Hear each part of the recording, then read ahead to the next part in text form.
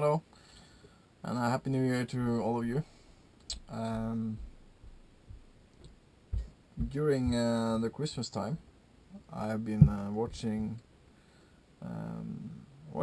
quite a few videos from about bushcraft and survival and all this on YouTube, and there are one big misconception about ferrocerium rod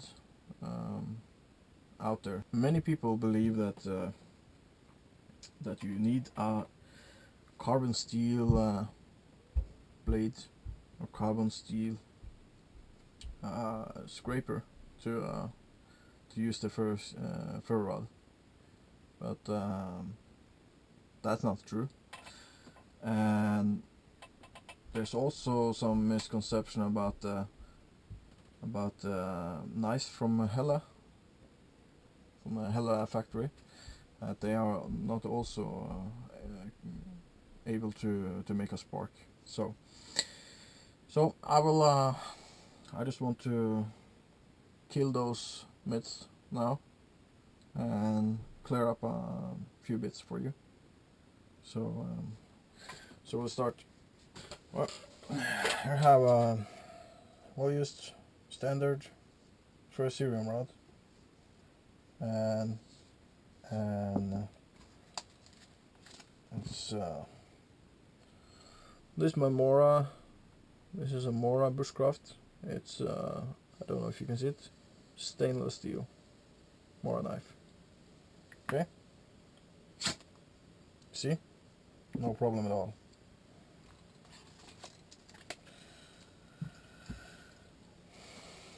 And also, this is a Hella knife. See, it's this what do you call it? It's laminated with a thin carbon steel layer in the middle, and stainless steel on the other side. So this throws sparks. Also, not so very good, but it throws sparks without problems. Okay, that's for that. But these are hardened. This is a knife, so they are heat treated. This is a piece of construction steel. It's standard carbon steel, S355 construction steel.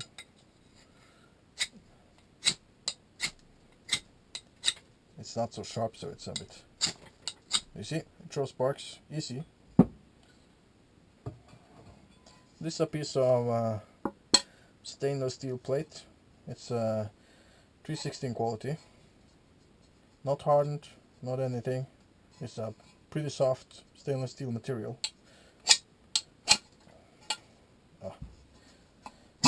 As you see, throws sparks very easy. You can even use a rock if you want to. This is it's a pretty hard one. You see, there are some signs of quartz in this. You see, works fine. Another rock, not so hard. This is some clay rock. See, throw sparks. This is a piece of it's a broken. It's a ceramic pot or something, flower pot or something. That throws spark very good because it's so sharp and hard corners. A broken glass bottle.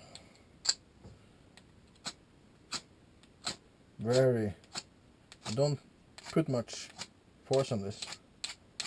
It's very easy. Make sparks. Piece of sandpaper. See? So I hope this clears up some misunderstandings about this ferro rods. And at the end here, I can show you. This is a piece of aluminum. Find a sharp edge somewhere. There's a sharp edge. You see? No chance. Why? Well, I'll tell you. Well, as you can see, the thing you need, what you need, is a material that is harder than the ferro rod itself, this alloy. If you have a material that's harder, you are able to scrape off flakes, and it's the friction when you're scraping off these flakes that are igniting these small flakes.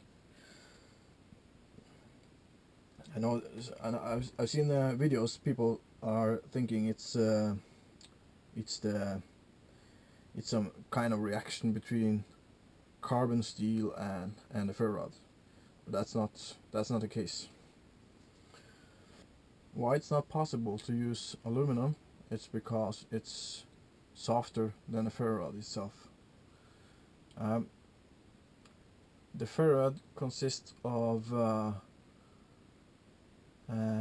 it's an alloy of a lot of actually rare earth materials combined, and it's a substance called cerium, which is the base ingredients with about 40%. And this cerium has a very low ignition temperature. So when you're scraping off and you're reaching the friction temperature, reach 160, 170 degrees Celsius, it will ignite. So that's what happens, and it doesn't matter what you scrape with. The only thing is that you need to be able to scrape off. So, and you may have experienced that some are harder to make sparks with and some are very soft, so you're using them up very quickly. Well, that's the reason for that. It's the adding of iron oxide. They add iron oxide to harden the rod. So normally it's about 20%, but if they add more, it will be harder. Add less, it will be softer. So that's how it is.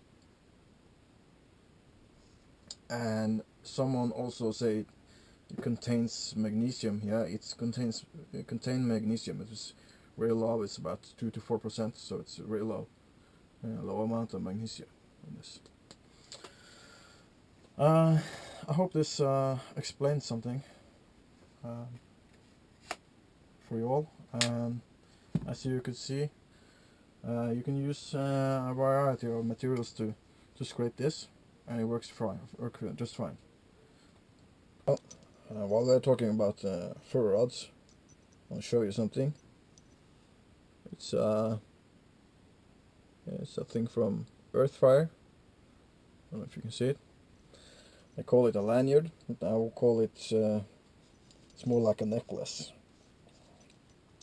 You can wear it like this, and it gives you the possibility to make fire, because it's a ferro rod and a nice little scraper. See? And well, it has some benefits in a kind of EDC or for fire making, but it also it's a kind of statement of what kind of person you are, just like the paracord bracelet. This will really show what kind of guy you are, what you're interested in. So I think it's very nice. I don't think it's something I'm going to work with every day, but I certainly going to wear this from time to time. Yeah, it's a small ferro rod and a small nifty little scraper, and so let's test it. I have some fat wood there. Make a little. That's a little pile. When I first tried it, you should use this serrated part and scrape with that. but well, I don't feel getting too much. Like it's a bit dull. So I have grinded the back end of this scraper to get a better scraper actually.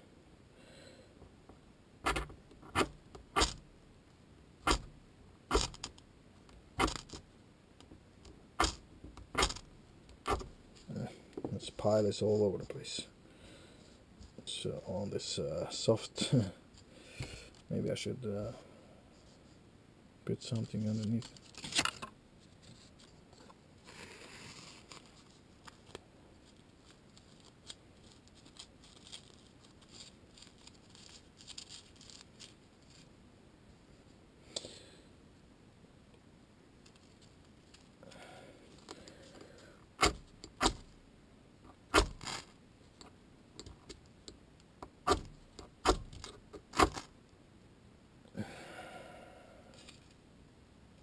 It does work, so it's not bad. It's a nice little product.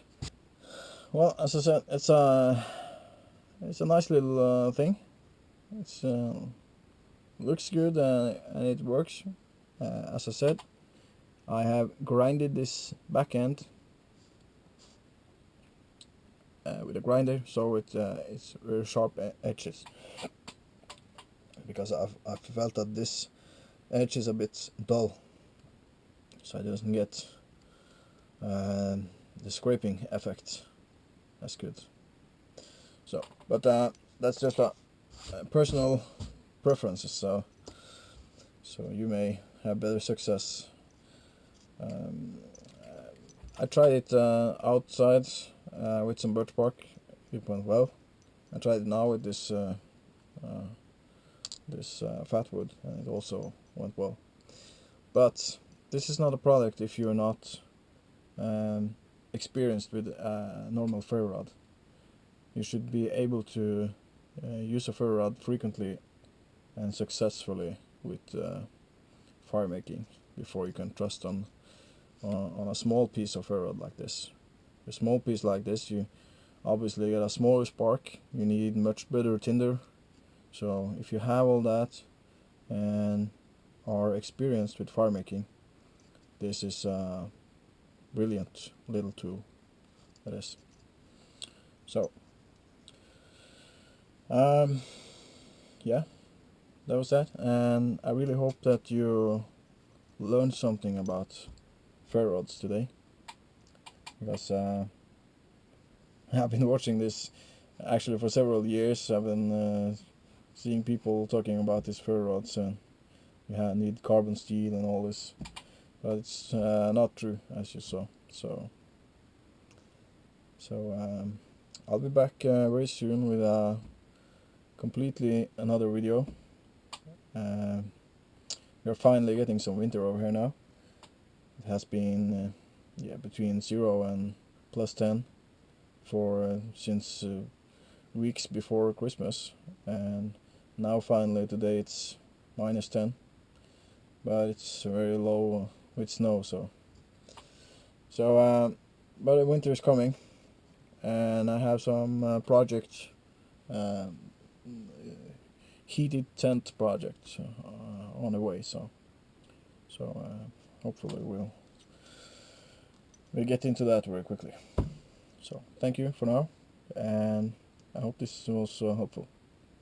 See you later.